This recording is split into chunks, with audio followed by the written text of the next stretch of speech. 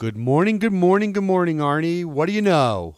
You know, I know a lot, particularly on many things, but not on the topic we're going to be discussing this morning. We have Nicole Miller with us, who is the managing director of Biomimicry 3.8, which is a global organization, but it has its genesis and its roots in Montana. Is that Actually, right? in the Bitterroot Valley was where the organization started, and has global clients. A very interesting a guest and a very interesting story, and I'm looking forward to it today. But I'm not very adept at talking about the technology that's behind biomimicry. Biomimicry. Yeah, we're gonna hear about it. I just keep thinking. Last night as I was getting ready for the show, I kept thinking about the word mimic. Biomimicry. It just come out, and the only thing I remember, a movie called Mimic. I remember a movie with Anthony Hopkins where he played a mimic. Uh-huh. And then I got one joke that I was going to share with you this morning, an old Buddy Hackett show, that's reminiscent of the word mimic. So this old woman lives alone, and the only thing in her life is her parrot. She has a parrot. So she lives alone with her parrot. It's an old Borscht Belt. Is this going to stay clean? Yeah, it's going to stay clean. This Okay. is a good show. I know the audience. It is 8 o'clock. We're going to keep this clean. So the only thing in her life is her parrot. And one day she goes off to the store, forgetting that she invited the plumber to come and fix the sink. Right. And the only thing this parrot knew how to say is, who's there? So the plumber shows up. You're laughing already. You haven't even heard the joke. The plumber shows up, knocks on the door, and the parrot goes, "Who's there?" And the plumber says, "It's the plumber lady. You called me up. I'm here to fix the sink." And he waits for about a minute, and nobody opens the door. So he thinks maybe it's a senile or an older woman. So he knocks again, and a little more assertively says, "Hello." And the parrot goes, "Who's there?" The guy says, "It's the plumber. I just told you I'm here to fix the sink. If you let me in, I'll be able to, take care of it." And he waits another minute, and nobody answers the door. So this time he bangs really loud. He goes, "Hey, lady, it's the plumber." And the parrot goes, "Who is it?" The guy says, "It's the plumber." And the parrot goes, "Who is it?" And the guy starts screaming, "It's the plumber, it's the plumber." And the bird keeps going, "Who is it? Who is it?" And finally the guy is so exasperated, he's banging on the door. He has a heart attack and falls down to the ground. About an hour later, the lady comes home and looks down, and there's this guy in her doorway. And she says, "I wonder who that is." The parrot says, "It's the plumber." That's all I know about mimicking. And probably when we talk with Nicole, she can talk about how mimicking leads to learning. And, of course, the parrot learned in this particular story how to say something You think she knows that story? No. Does she model herself after the parrot? Probably not. No. Well, I can't wait to meet her, though. Nicole has a very interesting story, and I can tell you a little bit about it because she might be a little shy to share it. But we'll get it out of her. Come on. We're going to try to pry very it good out at of her. Getting information out of people. Well, we'll try to pry it out of her. But I know her whole story, so if she's leading us down a primrose path, I can correct that. I can correct that for you. Yeah. So Nicole Haggerman Miller. Yeah. Hyphen Miller. Yes. Tell me, where's she from? Well, if I'm going to tell you, then all right, we'll wait. You know what? She's fifth generation Montanan, though. She is. Yes. She from Missoula? No, her family grew up a ranching family. See, now I'm going to be doing the Don't interview. tell me where she's. All right, it's a tease. It's a tease. We're going to learn more. Of a tease. We're going to learn more about Nicole Haggerman Miller and the Biomimicry Institute. I can tell you. I mean, she'll tell you a little bit about that. But Janine Benris started that when she did her seminal book, Biomimicry: Innovation Inspired by Nature, in 1997, and it's really taken off. I mean, companies like Google and Amazon and others use this Montana-based company to consult and advise with them on developing a product and redesigning their products and services to use nature and natural. The Earth is 3.8. That's part of the reason the name is Biomimicry 3.8. The Earth is 3.8 billion years old, and Mother Nature has learned to do things pretty good over the 3.8 billion years. And why try to do something that Mother Nature already has perfected? How would she do with like a Ben Carson, a Dr. Ben Carson? I don't know. Can she convince him that the Earth is 3.8 billion years old? Probably. Can we ask her that? Sure. It's just Well, keep they them don't- awake, though. But They don't doubt. By the way, Ben Carson doesn't doubt the Earth's 3.8 billion years old. What just does he doubt? How long people have been here. That's what he doubts. How it's so 50 okay, that's right. right. The Earth's been around a long, long time. Just a long time. Right, but people have only been here a short amount of time. 5 million years or 5,000 years. Yeah. 5,000 years. Okay. Yep. So that's the story. But you can ask Nicole whatever she wants. She can handle you. Nicole, she can't. Okay, Nicole Hagerman Miller, Director of Client Services, Biomimicry 3.8. Right. 3.8, 3.8. 3.8 for the 3.8 billion years the Earth has been around. Fair enough. All right, we'll be back on What Do You Know with Nicole Haggerman Miller after this. We're back with Nicole Miller. Nicole, the designer. No, not the designer. The managing director of Biomimicry 3.8. So tell us about the name and give us a little bit of the Yes. story of Biomimicry 3.8, because I'm sure our listeners are not up to speed on what you are involved in right now. Sure. So the name Biomimicry 3.8 is one that is great from us from a branding perspective, because we walk in the room and people are like, What is it? what is it? So 3.8 represents there's 3.8 billion years worth of R&D in nature. So the first organism appeared on Earth 3.8 billion years ago. So our work, biomimicry, is consciously emulating nature. So mimicking biology. So our company, Biomimicry 3.8, we essentially help companies design new products or processes based on how nature solves that challenge. So do companies really want that? I mean, do they really come to you, or is it a hard sell to get them to buy into this concept? We're very lucky that right now we are in a complete mode of companies come to us. It's a super innovative field, and it's a field that sits at the intersection of sustainability and innovation. And that's one where there is a lot of interest, particularly from Fortune 100, Fortune 50 companies who have to constantly be ahead in that space. How do they find out about you? A lot of different ways. We have several really amazing thought leaders. One of our key thought leaders is Janine Benyus. She wrote a book, Biomimicry, The Innovation Inspired by Nature. Right, so that was in 1997. That was in 97. Right. And that is still her book, and her work is what is attracting a lot of people to what we do. Wow. So she's out there speaking around the world and really talking about this. And she's always pushing the envelope of how biomimicry can be used. And so she, recently has launched a whole initiative of let's design cities that function like forests. Let's design factories that function like forests. And she creates the vision. And why would a forest be a good thing to emulate? A forest would be a good thing to emulate because it has all the functionality. It has to work together to be effective. And so if you Unless you're Little Red Riding Hood. Oh, yeah. True.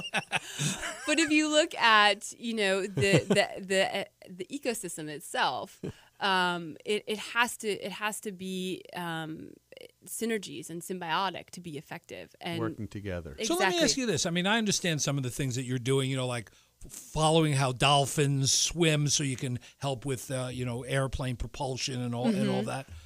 But why did it take till 1997 for somebody to figure this all out, that, nature has in its infinite, process of, reinventing and culling and, Darwinian, survival of the fittest and all of those, all of those influences. Why did it take till 1997 to someone figure it out and say, duh, we should be following what nature's been doing for 3 billion years? Yeah, no, that's a really good point. And a lot of times when we come and we speak at companies or at conferences, it's kind of like the duh, like you said, like, it's so obvious sometimes. It's like, Right. wow, like we haven't really thought of this.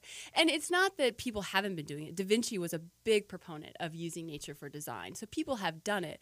What hadn't been done before is actually looking at this as a practice, as like a meme of biomimicry, of actually going out there and talking about how do we mimic form, how do we mimic process, how do we mimic systems in a very conscious way. And that's the difference that really Janine started in her work. Well, the best example that I remember seeing, I think you've been there also in Barcelona, is the La Sagrada Familia, the big church with the 18 steeples that Gaudi, designed. And it was based on using nature and natural forms as a guide to build this unbelievable, massive church that started being built in 1880 and still isn't finished. They're still working on finishing it. But all of the design elements of that church are based on natural formation and again, as you mentioned, the intersection between, nature and form and functionality. Let me ask a question. When did modern biomimicry really establish itself? Was it 1997, or can you look back? You were talking about Da Vinci. Like, have you guys ever said this is really the start of biomimicry, or can you just say that it's always happened? Everyone, cavemen adapted.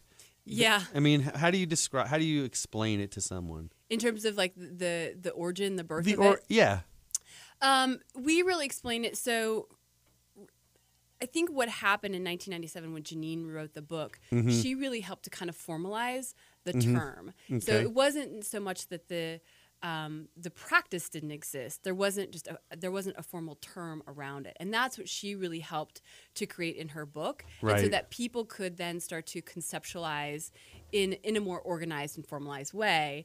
And then that's when one of our other founders, Dr. Dana Baumeister, she then started to kind of create processes to kind of teach this. So it was a concept, and Janine's really a thought leader in the space of visioning, but then it's like, how do you teach people how to do this? A pragmatic application. Exactly. So if you go into a company, let's say Google, you've done some work with Google, right? What do they want you for? Well, if you can divulge what they want you for. Yeah. So this is one of our biggest challenges. Is so much of our work has to be, on lockdown. Right. So when we talk about our work, oftentimes we can talk about who we're working with as clients, and we can talk about what we're doing, but we can't put the two together in a sentence. So I have to be very careful. So you can't tell us what Dr. Evil has contracted with. No, but there are some examples. Sergey, yes. Right. But there are some examples I can talk about. And so, for example, one of the projects that we had that did relate to Google, you were talking about building earlier. So one of our prime areas of work is within the built environment. So we do a lot of work kind of in two tracks, is in the kind of consumer products good track and then the built environment. And so for the project with Google, that was one where they were building a new campus. And so they wanted to look at how can we actually bring nature into this design of this campus. So there's kind of there's a lot of terminology around the word biomimicry, and one is biophilia. So that's bringing nature into a building. And for our listeners and for me, why do they want to do that? So there's a big piece, there's a lot of studies that show if you have plants in a room, if you have better oxygen, better air, that people feel better, they perform better, they are just more comfortable in their environment. If you have natural light, I mean, think about yourself. I mean, better than just yelling at them and say, get to work. Exactly. Yeah. But, if you think about yourself, if you were in a house, and you had no windows and you were just in a box, you would feel isolated and cold. And so it's the same thing. It's like when we're outside, when we're in nature, we perform better, we're more creative, we interact better. So there's all sorts of studies that actually talk about this. So did you consult with them and explain that to them, or did they already figure that out? They already know that. This is one thing that's happening is that, and this is why I said we're very lucky where people come to us, because there's so much happening in the space of research around the impacts, the positive impacts of being outside, of connecting with nature, right, that people are coming to us saying, okay, well, how can we do that in our company? What does that look like? So that's an advantage that we have right now, is that people are understanding this. What industries are you finding that are really looking at biomimicry as like a way of kind of planning for their future? Is it healthcare? Is it health and wellness? Is it like, new technology? And, where are some of the, practical applications? Yeah, it's every industry? It's pretty much every industry. Automotive, we've done work with Jaguar. What kind of work have you done with them? So they had a particular challenge. We have to kill you if she tells you. Yeah. I just want you to know Speaking generalization. Yes. So they had so what we do as a company, we're experts in creating biological intelligence. So we take a challenge. So a company comes to us and say, we have, challenge X, whatever that might be. And it's often not the challenge that we then start working on. So we have to unpack that challenge in a way to find the function. So to be able to look to biology to get an answer, you have to go down to the function. So we wouldn't say, how does nature create a new iPhone? We might say, how does nature geolocate? What are the things that we're trying to do with our phone so that we can create a better tool to do that? So then we might start looking at different swarm technologies or different theories about communication structures in nature and use that to apply to that particular challenge. So we get down to the functional level. And if you can identify the function, you can easily go to the biology. And so what we do is we're that functional bridge, right? We understand what their challenge is, unpack it in a way to get to the function, and then we go look to the biology, and then we produce biological intelligence that helps them solve that challenge. Wait a second. So let me understand. So this is going to be a base question. You're going to, and forgive me. So when I hear birds chirping at each other and calling each other, that I don't know what that's called, right? When they do that, but they're communicating and they're bringing everybody to a central location.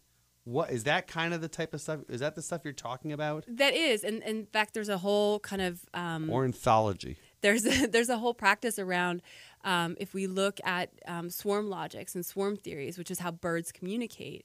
It's a great example of decentralized communication. So that's really interesting for a company who's growing at really rapid rates. Like, how do we communicate effectively without having one person constantly kind of in command and control? So what does that look like? And there's a really cool example of this, a company called Regen Energy, where they build a device that looks at the load bear, like so from electronic devices and like refrigerators and things, they all pull energy off of the grid for the building. And so there's load bases. And so what their technology does is it looks at a building from the ground layer to say like the 15th floor, and it looks at which floor is pulling loads of energy at different times. And it says, okay, well, the air conditioning is going off on unit 15 because it's hot up there, but then we can pull the energy from floor 1 because it's cool down there, and we can balance the load. And so they used the kind of the swarm theory, the swarm technology, and how that's used to actually design the technology within their product to be able to communicate in a decentralized way to reduce the load bearing, reduce the load pull of the products within the building. So technology and just is who makes up your organization? You said thought leaders and idea people, but tell me, what's the lay of the land? So biologist is a key piece. Sure. We have a lot of biologists. Chemist, we do a lot within green chemistry in really looking at toxicities. So one of the biggest areas that companies come to us is they have a problem that they're facing. Oftentimes they know 10 years down the road into the future it'll be regulated. So how do they remove that toxicity now? And so we do a lot with green chemistry and removing toxicities. So we have chemists, we have engineers, architects, business people. I mean, it's everything. I mean, is it a large organization? How many people? So on staff, we have about 15 people that are full-time employees. But one of part of our organization is that we train people to do biomimicry. So one of our business units is professional training. So we have an accredited master's degree program with Arizona State University. It's a 2-year program. They go through it, and then they actually know how to do biomimicry. Is it a digital program, or is it an online program? So anybody anywhere can be a participant in it. Exactly. And then what we do is a program on top of that, which is a in-person program, which is called the Be Professional. So you get your master's degree, and then we do an in-person, which is your real application, right? So you get kind of become book smart in the online course, and then you get the application through the in-person. And so it's that group of people that often we pull from to be kind of leaders on our project. So one of the key things that nature does is it's locally organized, right? So for us, we want to have people throughout the world who are locally attuned and can come on to our projects and be our local kind of lead. So as a company, we only have 15 people full-time staff, but we have hundreds of people that we can pull from that are experts in different areas and in different locations to come onto our project. So nature has vetted, ways of doing things for 3.8 billion years. Have you improved on anything nature has done? Good question. That's a great question. Because you don't want to get Mother Nature mad at you. Mother Nature always wins. True. And that's actually a challenge that we have is that biomimicry can be used in a harmful way. So you Right. can actually take a strategy from nature and then put toxic chemicals into that formula and totally do harm. Right. The film Spider-Man really drills down to that, Right. okay? So there obviously are things you won't do. If someone comes to you and say, we want to develop a bioweapon of some sort, Right. you would probably take a pass on that. We would take a pass at that. Yes, Right. we would. But on the This other is hand, Saddam- I would have to Hussein calling. I would have to think that you might be able to find solutions to biochemical weapons if someone asked you to do that. Yeah, For example, absolutely. if there was mustard gas attack or some other kind of virus or that was a potential weapon, you could be called upon to come up with something that might be an antidote. Is that correct? Absolutely, yeah. We can reverse engineer in the same way. We're looking at, yeah, and so finding out what is that function that mustard gas is doing, and then oftentimes nature isn't going to have those same things, so we have to be careful as to. Are there other biomimicry companies out there that are like you, or are you really the leader in your class? We're really the leader in our class. One, because we've been doing it the longest. Right. We've been doing this for over 15 years. But there are other people doing it. Where really our core niche and expertise is really the biological, doing that translation. Sure. So we've had ongoing relationships with some of our clients for 15 years where they come to us and just say, okay, this is a challenge. We're working on, humidity as a challenge right now. And so we need all the bio intel for this. And so we'll just kind of produce that for them. And then they have teams of people we've trained or chemists or, their bench scientists then take that and work with it. Mm-hmm. And you're international, right? So where are you seeing a lot of what parts of the world are you seeing folks using your expertise? Is it in the United States? Is it the developing countries? I'd love to see more of our work in developing countries. And I think right now it's mostly within the U.S., Europe.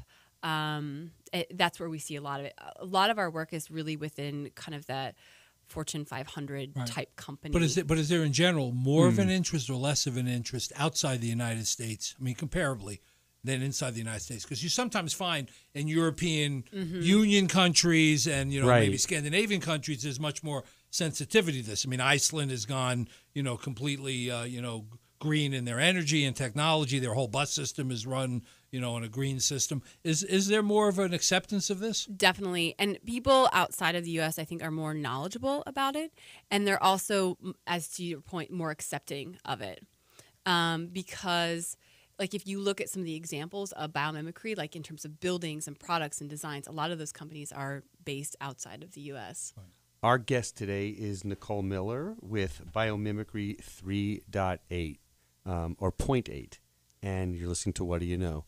So the interesting thing about what you're talking about is you and your colleagues are really speaking a language and have a knowledge base that few others can actually relate to. So how do you guys, dumb it down for the rest of the world. I mean, you're doing a accept it. beautiful job actually explaining it, but you're going to walk into a room with who do you interact with at one of your clients? Like, who's the person you interact with? Well, one of the things that we have to be very careful about, we call it internally biomimlish, because we get really caught up in our own language, and then we're speaking an entirely different language that nobody knows. But most of who we interact with is R&D teams, C-suite. We get people who from the top see this concept and want to figure out how to integrate it within their company. So we deal a lot with C-suite, R&D. We do with sustainability, but it's more so like the innovation teams, and then the sustainability teams are kind of brought on as part of that conversation. So what's the most interesting project that you've worked on that you can talk about? Oh, gosh. Because you got, 250 projects the company's worked on over the past 15 years. Is there one that kind of stands out as being, really cool? One that we're actually working on right now, which is super exciting, is we're working with one of our longest standing clients is Interface. They're a global carpet manufacturer, and they've been super progressive in the space of just sustainability as a whole. But we really launched this challenge. Janine really launched this challenge of, can we build a factory like a forest? What does that look like? Wow. And so we're working on that right now with them. And it's super fascinating. And the way that we do this work, and there's a lot of different ways that you can approach biomimicry, and one of them is what we call really biology to design. So looking at the ecosystem, looking at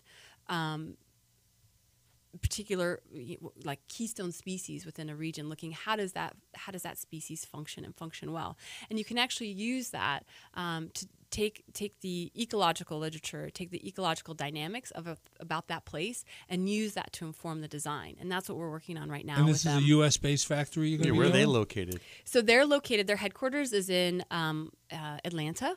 The particular factory that we're working on is in Australia. That was the first one. Oh, cool. And then we're actually doing the same project, potentially starting in their Atlanta facility. They're remodeling that, so we might be doing that same practice within their U.S. facilities as well. Let me wait. So when you were in high school and you were taking biology courses, or and you were studying, did you ever think that this would be an area that you'd be studying? I mean, was this?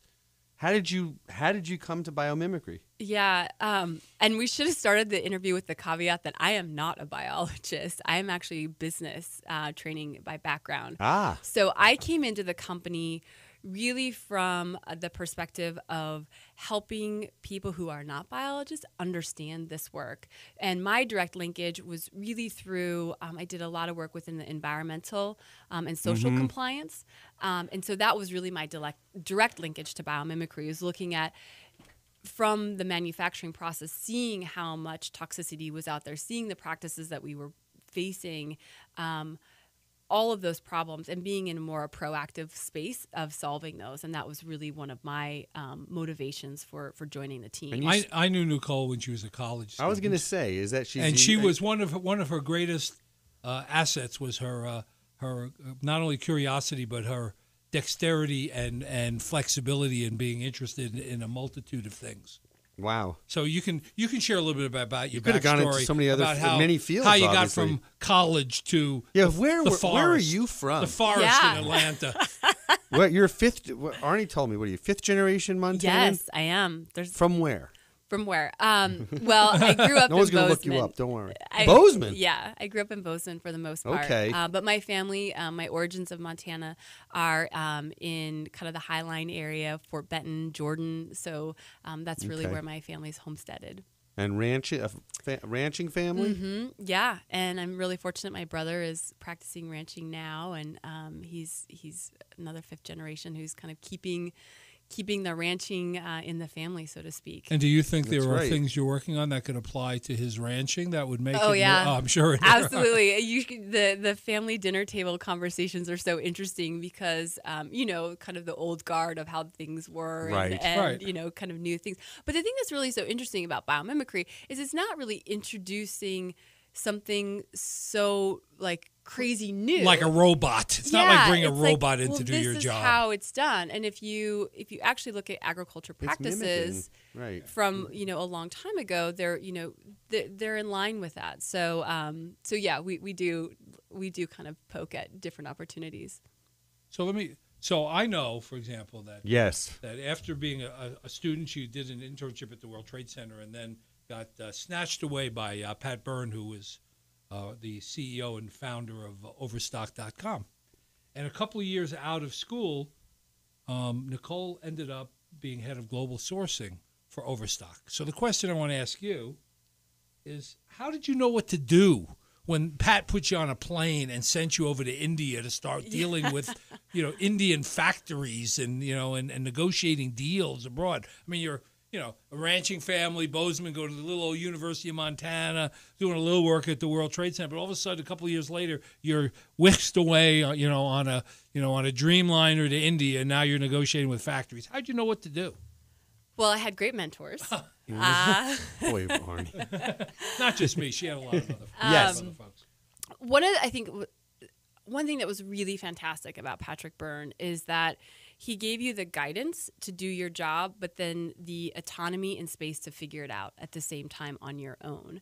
And he was a really great leader in that way. And so when I'm on a plane to India to try to negotiate, a new supplier for our private label, I am also supported by people who are local, who are agents for us, so people that we trust. So I had been set up in a way to to really have a good support team. And I think one of the things I learned early, because I knew nothing about global sourcing, was that I was going to have to surround myself with people who were a lot smarter than me and knew a lot more about this.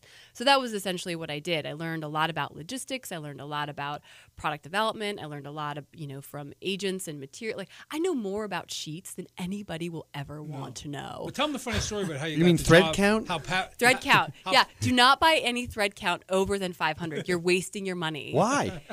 All it does is splitting the fibers into. It's something very American, apparently. That like we like this. It's so funny. Amazing. Yeah, like I remember Egyptian going to a factory in India, and we were talking about 1,000 thread count sheets, and they were like, "Oh, you Americans and your 1,000 thread count sheets. You're just splitting fibers at that point, and you're not Is getting that right? anything better. Yeah, It's not softer.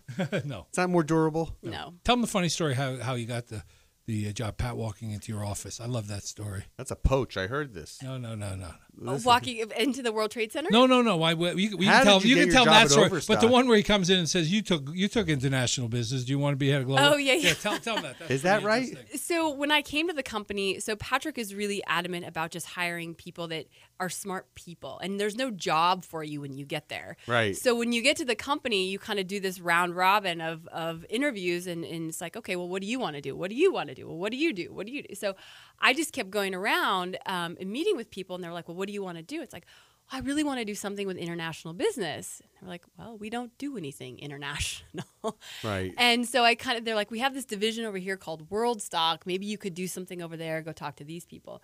So I ended up kind of having these conversations with all the leadership, and there really wasn't a spot for me. So they kind of put me in this kind of corner.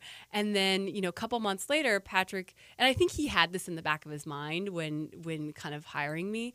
But he's like, okay, we're going to launch a global sourcing division. There's that woman over there who likes, international stuff. Go grab her. She can do this. That's incredible. Yeah. What But made that you- was one of his great expertise. Is he was able to. He had smart people, and he said, "You could figure out how to do But this." you didn't go to graduate school. I did not know. So what held you back? Why did you? I mean, I would have thought you were on a track to go right to to get your MBA or something in international business. What stopped you? Was it this? Was it? Yeah, in fact, one of the things I talked to Patrick about right away is that because I was actually in grad school when I met him, I was starting, but I wasn't really sure what I wanted to do because I felt like getting an MBA was just kind of stacking degrees. I had an undergrad in business, Sure, and it kind of bored me. I was just like, an MBA seemed so boring, and so I was looking at economics. I was looking at other things that I could do to help diversify myself. And when I met with him, I was in grad school. We were talking about economics, and really the theory of economics would be a great foundation. And he said, really, if you want to learn all this stuff, just come work for me. Don't spend 2 years in school. So I actually thought there was some substance to what he was saying. Why international business though? What about international business? I really liked, and this really started from the class, the World Trade and Commerce class, this notion that trade could bring people together in a way that nothing else will. And that really resonated with me. And then when I did my first international business trip, I was 21. I went to Venice, Italy for this conference. And that was my first business trip. And I knew at that point, it was like, oh, I guess I'll go, right? Make me, please. See the world. And it was after that point, in dealing with the Italians and their kind of mentality, which was so frustrating, but it was so just amazing at the same time. I knew I'm like, okay. Domani, tomorrow. Domani. You could be yourself, but you could work with them. So your career is really one that distinguishes itself because you help translate other people's roles, their ideas. But Scott, she came back to Montana for love. Right, but I'm saying, but this is a distinction about her professional career. I know, is that she's really good at It's the this. intersection between professional career and love. She came back I don't because right. her husband Drew Miller is a fly fishing outfitter, is Grizzly Hackle. Yes, and they share beside just a passion for love. fishing. They share a passion. They went on their honeymoon fishing. Where did you go on your honeymoon? And tell us about your husband, please. Okay, first, if you don't mind. No, I don't mind at all. I'm his biggest fan. He's amazing. He's an outfitter, and he's been doing it since 1996. So he was kind of around before it kind of got big, and right as it was getting big, River Runs Through It was just kind of at its height. So he's amazing because he has just the patience of Job and working with, the people that he works with. Some people who've never fished before in their life, and they get in a boat with him, and, he's got to teach them how to do this and get them into fish. And he does it brilliantly. And then he's got people who have, he's got amazing clients who, are. Do you have any shared clients?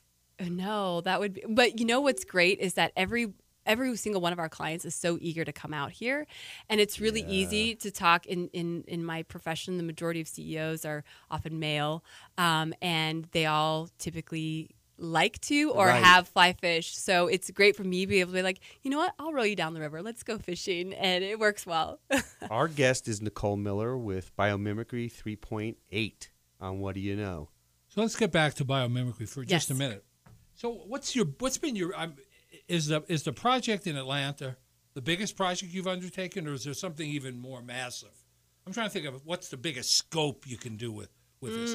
I understand working with slugs, so you can figure out adhesive and come up with a organic or natural adhesive that might work in watery conditions or in saltwater conditions. But is there some massive big kind of project that scope is just the scope and breadth of is really out of sync with everything else? You're talking about impact.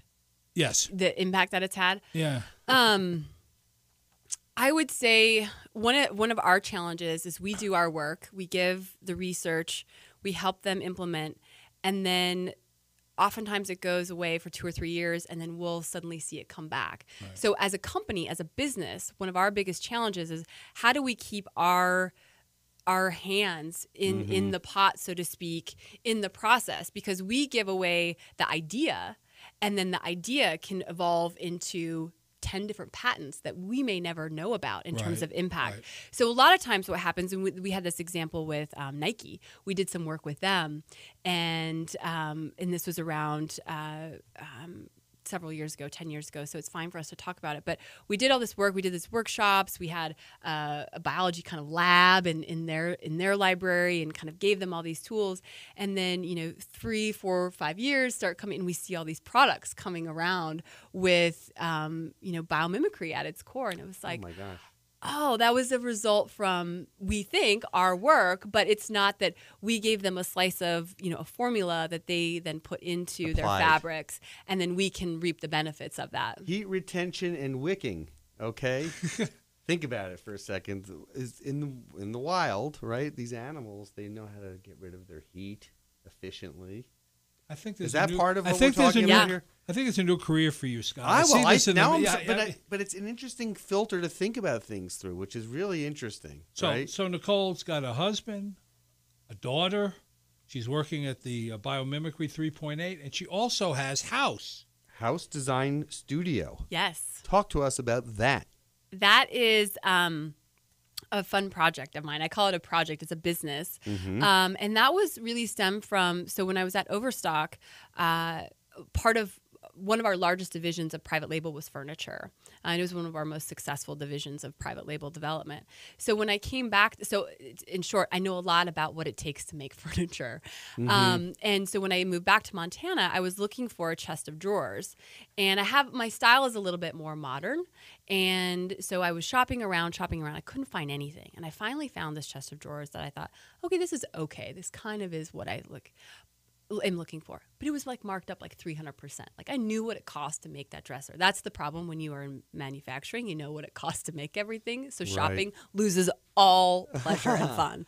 But so it bothered me that, one, I couldn't find anything that I really liked. And then once I did, it was marked up at a ridiculous price. So I thought there's a void in this market. There is an opportunity to have more modern designs at lower price points, or at affordable price points that at least matched the demographic of Missoula. And so that's really kind of how it all started. And then knowing that you don't sell a piece of furniture every day, that you needed something else to bring people into a store. And so that's when it really kind of became a lifestyle store.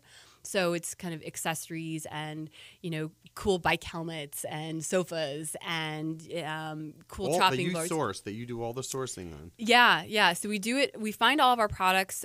We try to focus on products that are manufactured in the U.S. or Canada. So our sofas and furniture are manufactured in the U.S. We do have some that's imported, of course, but we try to find products that are really high quality products for the price point that we deliver them at. Is there a website people can go to see? Yeah, housedesignstudio.net. .net. Great stuff. I have some of it. You do? Yeah. If you ever get invited over, I'll show you. I would like to. I know, it's amazing. You built up a wall. If only. There's a Trump wall between our homes. Question. Tell us a company that you think is really applying biomimicry and using it to its fullest, like a company that we would all know, and whether they're a client or not really doesn't matter, but someone who's really...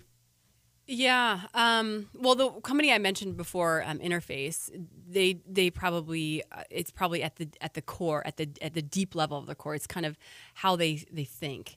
So I would say they're probably one of the most. Which is very interesting because it's sort of a mundane company, right? They make carpet. Carpet, not sexy at all, right? Right. But So when you think about some of the things that they've done, and how they've applied biomimicry. In fact, I recently saw an ad that they produced where they actually say biomimicry. This is how we design. So, but it's is that a consumer-facing ad, or is that a? It was a consumer-facing ad. Really? Which I was really surprised about. But they really said, this is how our designers go about designing floor. Wow. And floor, which is a product of Interface. So they're one. One we've worked a lot with, Kimberly Clark. We've had a long relationship with Kimberly Clark. Procter & Gamble has been one we've worked with. Johnson & Johnson. So pharma. Yeah. And then we've also, architects, right. HOK, which is a huge architecture firm. Is there a sector you'd like to crack that you haven't cracked yet? I mean, when you're sitting around brainstorming, you say, boy, there really is a lot of application for what we're doing in this area. And what would that be? Yeah, one of the things that we recently started talking about was carbon and carbon drawdown, and talking about climate change. And this was around the Paris talks. And how can biomimicry be used, in that way? And so for us, what's motivating for us is, yes, we are so lucky to work with such awesome clients that have really cool challenges that we get to work on, but they're their challenges. And so when we sit around and talk about what are the top global challenges that we're facing as a nation, sure. as people. And it's things like carbon, it's climate change, it's viruses. It's, when we talk about the Zika virus, we actually did some research recently around mosquitoes.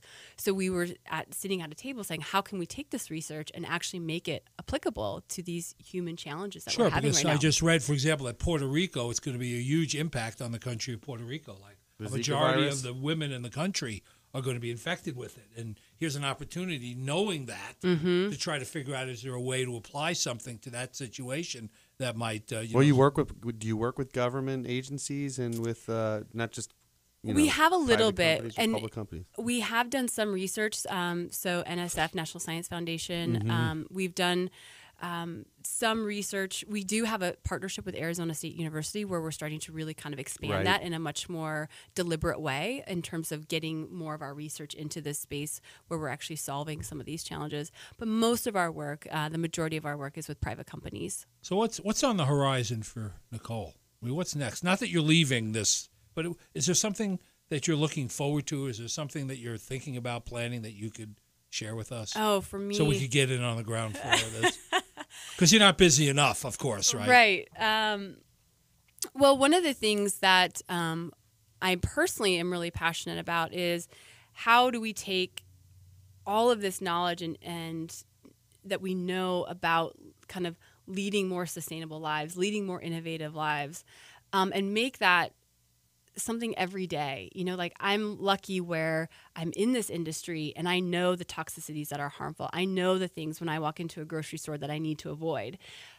But the average person doesn't. And so how does that become a more dinner table conversation, so that we're not having these challenges repeat themselves over and over. So I'm really passionate about really kind of spreading this in a applicable way so that it resonates with the majority of people. And so, like the Idiot's Guide to Biomimicry, right? Or a blog or a book. I mean, you have to figure out, because blogs and books are kind of passé in a way. You have to look at social media as a way to spread the word. I mean, everybody's hooked up to some form or variant of social media. So there's got to be a platform within that reaches out to the masses in a way that grabs their interest and grabs their attention, right? So there is, and I think there's more and more research being done that makes the work that we do more relevant. Like, so for example, there was a recent report done by the Ellen MacArthur Foundation that said by 2050, if we continue all things normal as they are today, there will be more plastic in the ocean than fish. Okay, that is disturbing, right? Yeah, particularly for somebody who goes and fishes. Particularly for someone who is an avid angler. This is a very disturbing fact. So it's those kind of reports, to me, that are sound bites that we need to pay attention to. And so the work that we do at Biomimicry is like, okay, well then how do we create bio-based plastics so that there isn't? So it's for me, I get really excited about the opportunity, because this space can be a very doom and gloom kind of space when you start thinking about the future. And what's great about biomimicry is it becomes an avenue of hope. So here's my advice for you guys. Please. Remember Smokey the Bear, only you can prevent forest fires? Yes. You need a mascot of some sort that can point its finger at the public and say, only you can apply biomimicry and make the future the way you want it to be.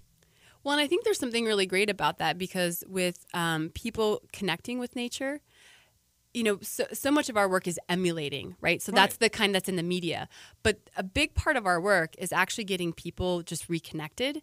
And so a lot of companies bring us back because their designers, their engineers never were so engaged than at that moment that we were doing a workshop. Well, everything about the environment, is doom and gloom, right? I mean, the headlines are all, related to the issues of climate change and all that. And this is something that's hopeful, right? It's very hopeful. You can take what Mother Nature has vetted for almost 4 billion years, and you can take those lessons and reapply them to make your world better. A better world. Mm-hmm. A better world without having to attack it from, if we don't, you're going to have half the ocean going to be plastic. I am drawing a blank, though. What is the name of that film? I was just looking it up. Right. I swear to God, I'm having it encapsulates this perfectly. Right. You know with the aliens that they put their ponytail into the tree and it kind of gives them life. Yeah. What the heck was the name of that, Arnie? You're a film buff. Yeah, that was the one that was It's Avatar. Avatar. Yeah, well, Avatar and biomimicry are very similar. It is. It's frightening to think about. That's it. That kind of takes it and says, "Here's what happens." Right. Yeah. But I just see that the message is so positive. Did you see Avatar? And the work that you do, the outcome of it is, on the positive. It's not that this could be something that's a hopeful activity. Yes. In the area of sustainability and bio application that people could get behind. Yeah, definitely. So we're going to be your biggest advocates. We are. Here. Awesome. I love it. Tell us what was your favorite places to travel? Like when you have to go call on a client, where do you like? What's been your favorite city? Venice is one. Where else? Gosh, some of my. I will have to say, when I first traveled to China and India, I was like, I didn't want to go. It was just like, I have to go there. I don't want to go. But then I really started to like it. Sure. So for me, I'm pretty adaptable. I think I go to a place and I'm like unsure about it, and then I start to kind of get in, and then I love it. Like Shanghai, for example. Minus the pollution and everything else that's there. Like, I love that city. It's such a fantastic city. And if you can fish there, it makes it even better. Well, so that's the thing. If I'm traveling for work, right. I go to very different places than if I'm traveling for personal fun, because anytime I'm traveling for personal, there has to be fishing involved. Of course. So Nicole Miller, tell our listeners how they can find out more about the Biomimicry Yes. Institute if they want to find out more. So our website, biomimicry.net, has a plethora of information, tons of case studies in terms of application. It talks about our work. It talks about, there's all of our work that we do in terms of the methodology and ideologies. We put on Creative Commons, which means you can download it. It's free. You can take it and apply it. We have a whole design principle that's there. So a ton of information. That's perfect. Biomimicry.net. Fantastic. Yes. Anything else you want to leave with our audience? Leave our audience with a pearl of wisdom. Anything that you'd like to share?